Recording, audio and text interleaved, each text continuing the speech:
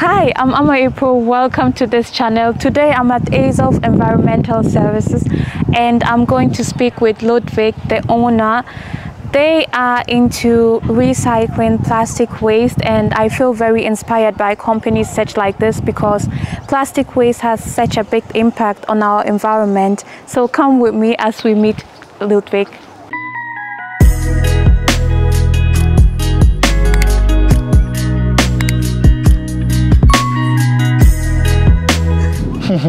Hello Ludwig. Hi.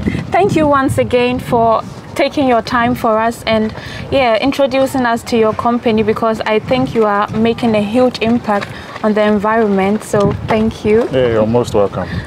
So before we start, who is Ludwig? Please first tell us about yourself. Okay, my name is Ludwig K, Adjakloe. I am the CEO of EZOV Environmental Services. I think after my SHS education at Ebri, at Adonting, I went to UCC and I read business management. So I think right after my first degree, that is when the vision and the passion came for us to make a difference. And that's how come I started EZOV Environmental Services, to somewhat curb the plastic pollution in Ghana and try my best to make a change in that direction. Yeah. And you are doing great. Thanks for doing that. I'm sure there's more I can do, but we're trying our best. Yeah, and that's enough, even the start. Yeah. So could you please first tell us about the effects of plastic waste and Right, so basically plastic in itself is one of the best ways of packaging, whether be it food, be it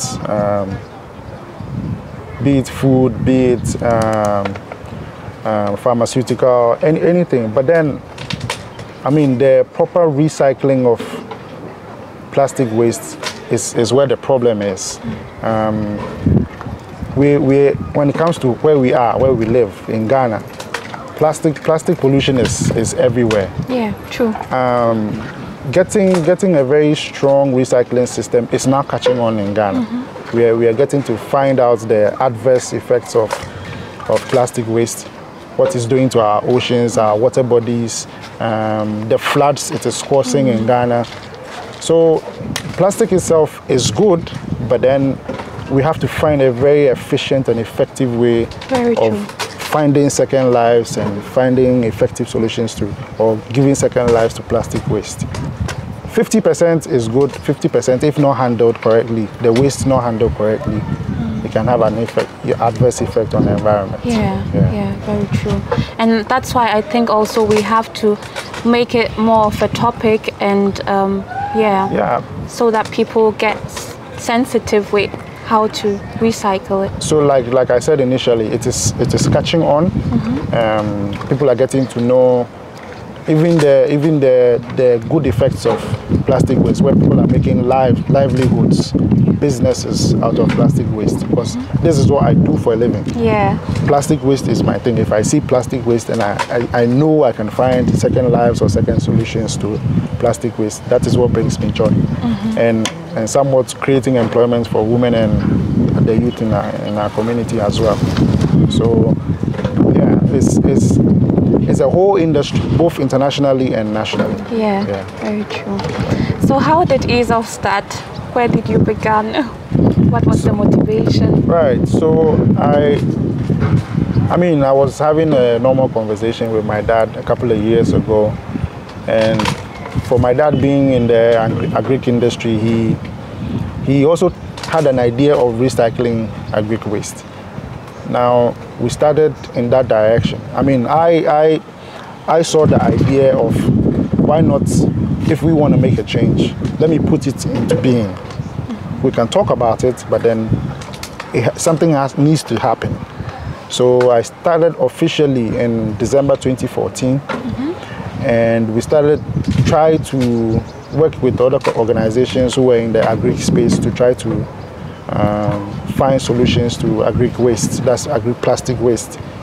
But then somewhere we had to pause a bit and then focus on other domestic wastes as well, and then find solutions for some of the domestic wastes that were also ended up in the landfill, in our gutters, and in our water bodies. So we're doing both the agric waste and we're also doing domestic waste as well. Yeah, and we've been in business since December 2014. I officially opened this place December 2014, and we've been in existence then. But prior to that, I mean, setting up the place, getting the machinery, getting tools and equipment, getting the lighting was a year before 2014. Yeah. Okay, so where did you get all this machinery from? Is it inside the country or did you get them outside the country? The tools readily available in Ghana. The machinery is also here, but then you would have to know the right people to talk to. And even there are local engineers, local manufacturers who manufacture the machines, but then I prefer to get it from the Chinese because they are a bit conversant with engineering more than we do. Yeah, so all my machines are imported from China. Yeah, and I got it from some business partners who imported, and then I bought from them. Yeah. And I mean, what you are doing, like I said, has an impact on the community, on our environment. Yeah. Did the government help you set up this business, like with the machinery, maybe finance you or support you in a kind of way?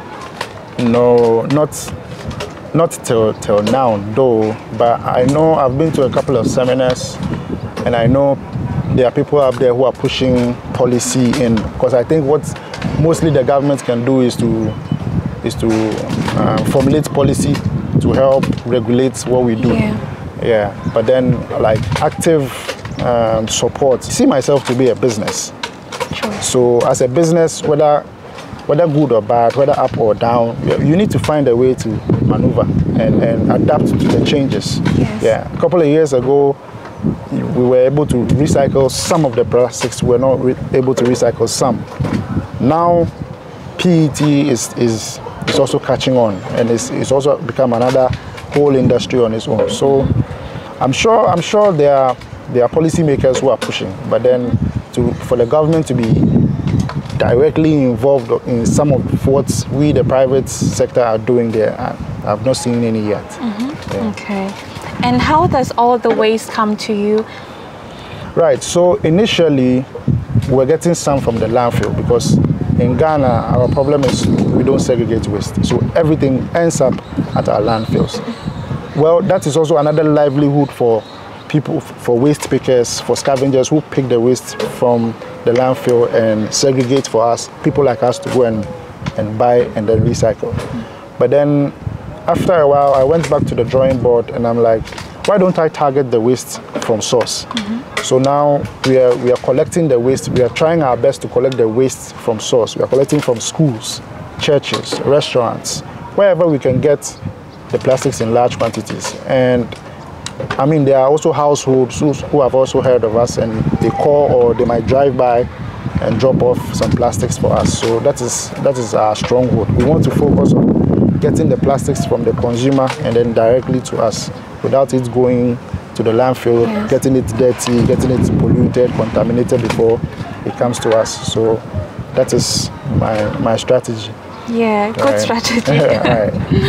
And what are the problems or the difficulties that you are facing at the moment, like in your business, in your segment? Right. I think one of the biggest problems is logistics. How to get the waste from the consumer to the recycler.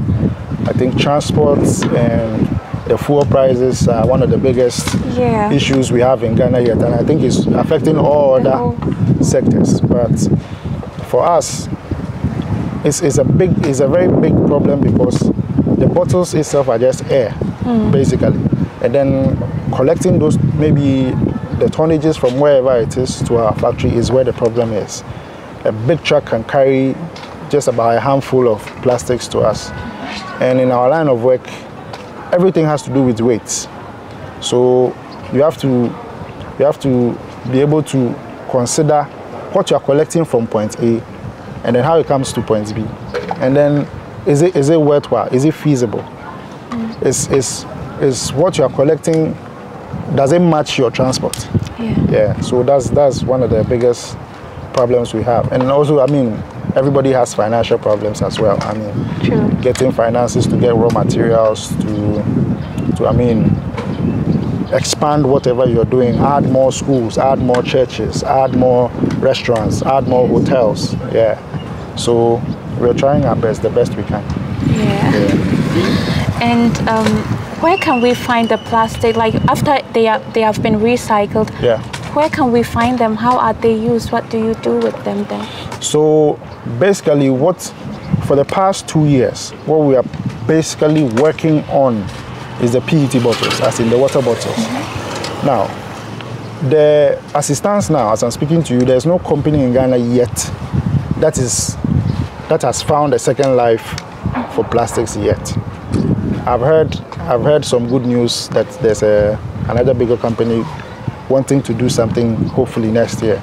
But then, as it stands now, everything that has to do with PET is shipped out of Ghana. And what we are doing is we are taking the PET. When the bottles come to us, we take off the caps, take off the labels, and then it goes for shredding.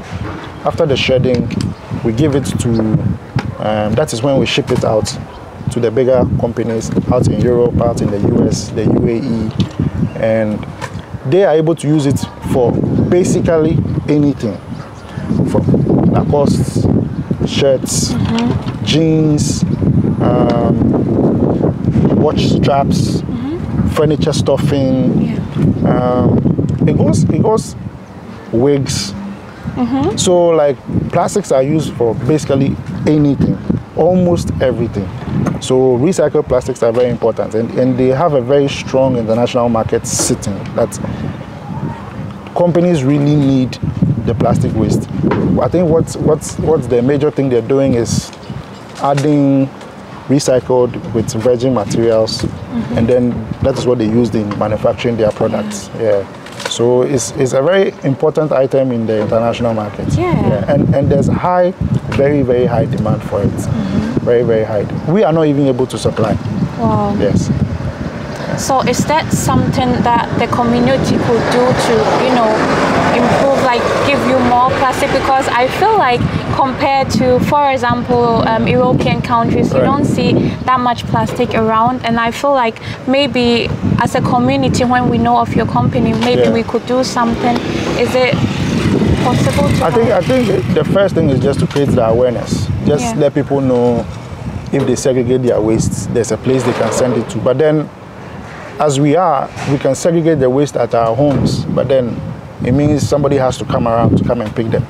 And that's also one challenge. And then the municipal assembly also needs to maybe roll out a program that will educate, that will put the awareness there that we need to find second solutions for plastic. The plastic is killing us, the waste is killing us. So we found somebody who can at least find second lives for the plastic. So everybody bring your plastics to point A, and then we can find second lives to it. I think there's a program that can roll out like that. Because I know for a fact in Germany, something like that is what happens. Yes. I think the municipal assembly is in charge of the collection. Exactly. And then it is working in partnership with a recycling company. Yes. So everything comes to the municipal assembly, and then the municipal assembly will take it to the company for recycling. Exactly. Yeah. They come and pick it up. Yes. Like we have maybe every 2 weeks just plastic, every 2 weeks or every week just papers.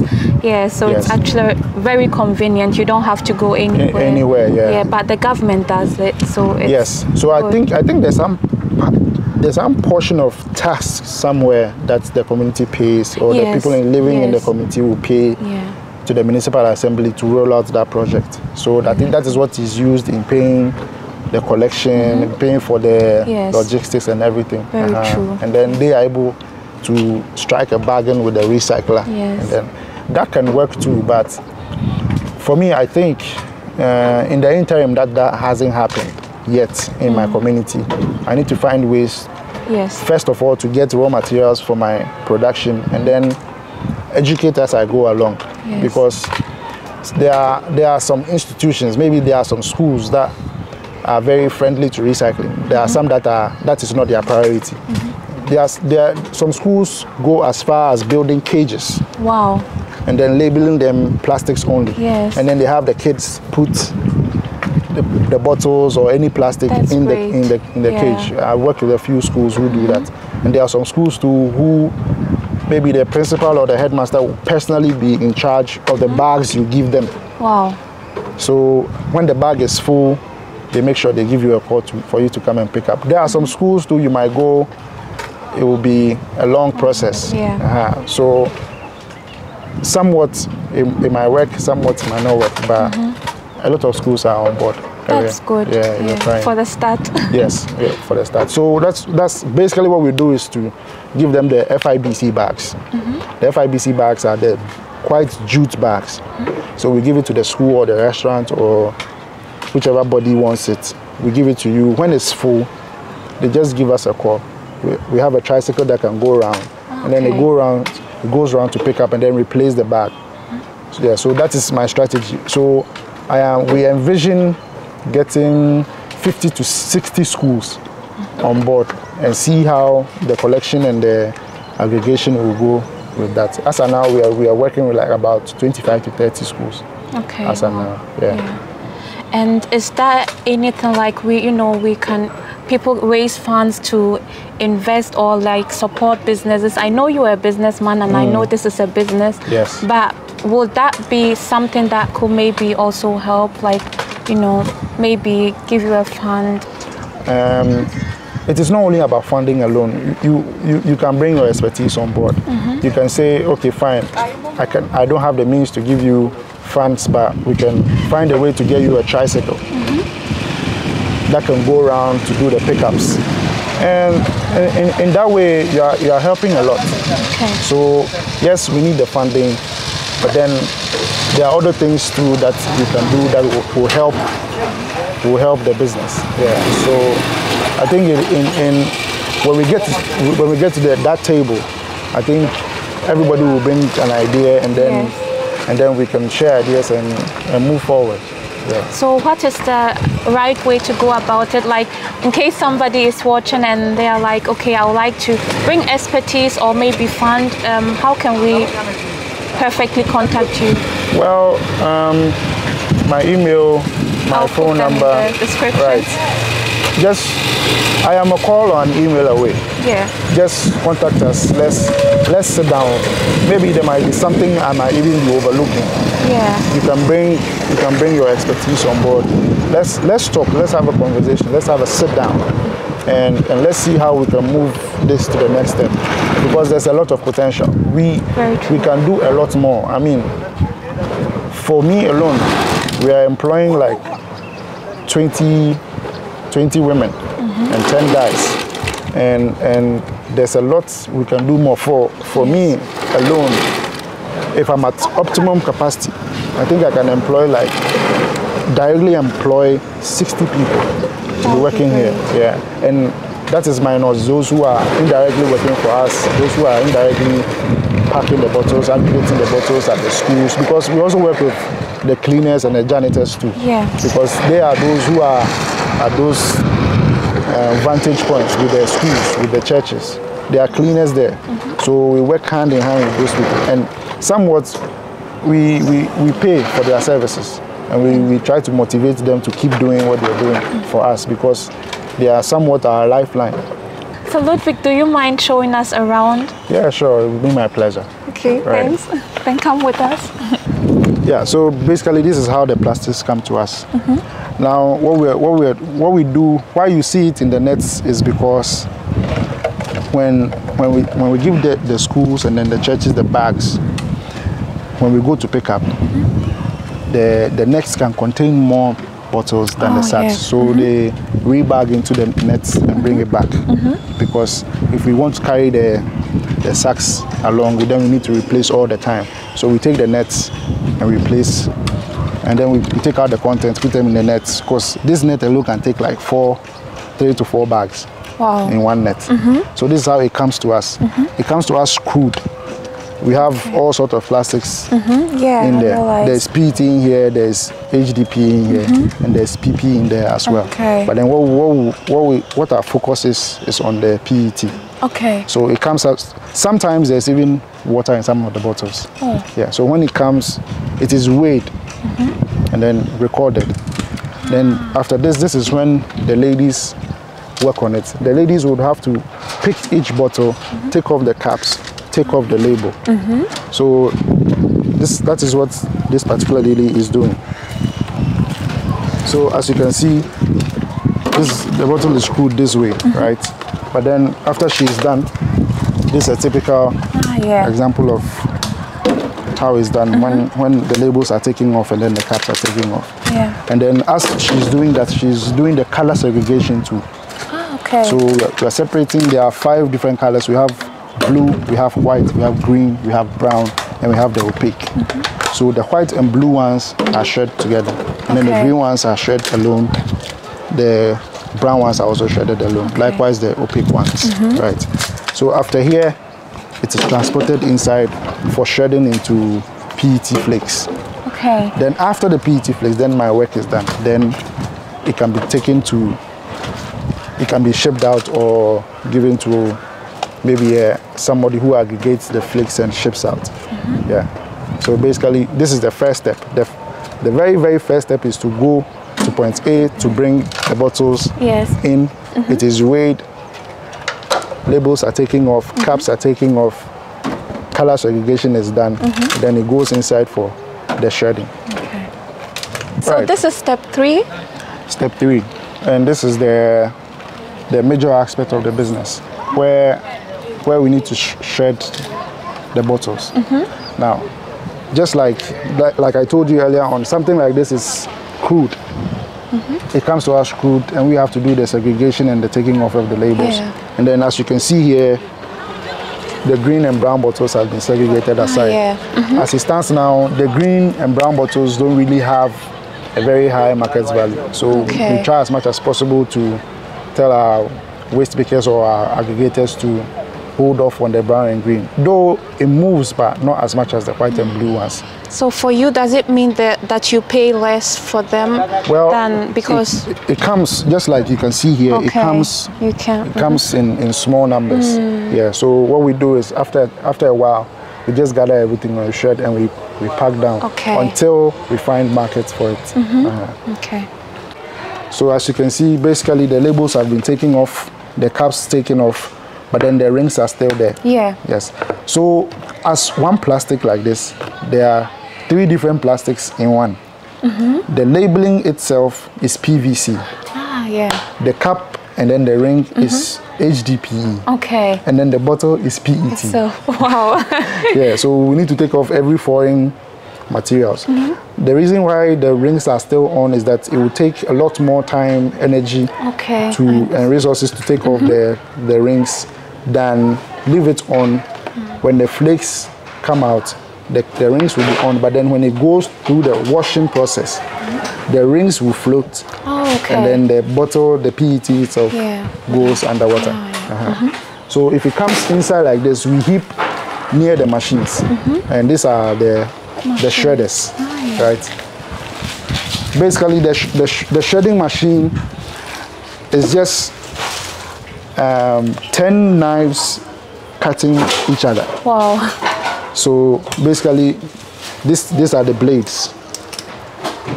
These are the blades. So we have 4 blades that are static and then 6 blades that are rotating. Okay. And then apart from that, there's a, come join me here. Come up, right. So as you can see, there's a sieve in there. So that is what determines the size of flakes that comes out.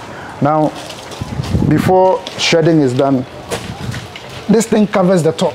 Oh, okay. Right? So the bottles are fed in here. Okay. Right. And then as it's fed in there, as it's shredding, it is coming through this hole. Right? And then after it is coming through this hole, then there's one worker here who is doing the bagging. So this is plastic gold. So my production is done. Wow. So this is the lifeline of EZOV Environmental Services. Yes. So, like, what's the weight of a bag like this? Basically, this can weigh between 25, 27 kg, depending on the bag size. Okay. Yeah. And it sometimes also depends on the flakes that are in there. If the flakes are smaller, more can go. Yeah, true. Right. So after it's bagged, it is weighed in, and then you see us packing everything. So from that bag onwards, everything back there has to do with the brown and the green ones. Now, as we're working on the white and blue ones, this is what we are packing separately. Okay. They sometimes go in these bags to Europe. So if it depends on what the customer wants. If we need to bag them in these bags, we have new ones. So we put all the flakes in the big bags. One can weigh averagely 500 kilograms, one big bag. Wow. Then we stuff it very well. Then the container comes. We put the big bags in the container. Maybe 40 big bags in one container, one on top of the other. Or we can also ship in the size 3 polyester bags. Yeah, that one can take 820 bags in one 40-foot container. Yeah. Yes. Oh, okay. But then there's another further process, which is washing. But then the washing itself is a whole production line on its own. Yeah. So the washing is not done here? No, it's not done here. Okay. I have another business partner who does the washing. So if he places an order, we give him some of our flakes and he does the washing before. Washing means you're adding value to your flakes before because it's cleaner then. Yes, but even with the washing, we have the cold wash, we have the hot wash. Okay, what's the difference? I have to ask you. The difference is that with the cold wash, you just use normal water. Yeah. And maybe if you want, you can add detergent. But then the hot wash means you will need boiling water. You will need to add some other industrial detergents and then another chemical. Mostly they use caustic soda. Okay. So the flakes come out very, very, very clean. And then when it's taken out, that particular production or that particular company, it just goes straight into their production stream. But if it's dirty like this, you would have to start from the washing. First do the cold wash, hot wash, before production. Yeah. So I am not really too much into washing the flakes right now. I just, what the focus is to make sure a lot more people know the benefits we are getting from the PET. Yes. How we can bring more people on board. How we can employ indirectly. How we can employ more people directly. How we can make sure the bottles are coming in large quantities. Then we can think of adding value. True. But then we have to have a very strong base. Yes. Where a lot more, we have 60, 80 schools. We have 15 restaurants. We have 80 hotels. Yeah. That we are collecting from daily. Yeah. Yeah. That I think will make a difference than focusing on adding value. Yes. Yes. Because that is somebody's job already. True. So I want to make sure we are getting, even from the households, getting the bottles, large quantities, making sure we are shredding them, making sure the women are getting employment, the youth are getting employment. Yeah. People who don't work for us directly are also making some money out there. And then I think it's a very great business model. And I think other people too can come on board, be it through finances or through advice, people can come on board one way or the other. Yes, very true. So do you have any projects for the future or something that you want to add to it? So for now, for this year, next year, what we are really focusing on is to just add the schools and add more collection points. Maybe a couple of tricycles more, where maybe if, as of now, if a day we are collecting 500 kg, a day we can do a ton or more. So that one also entails a lot of hard work. You need to be going around, talking to schools, getting let down somewhere, people saying yes, people saying no. I mean, every day you need to do something. You need to try to bring other schools on board. Some schools are very accepting. Some schools also think for now is a waste of time.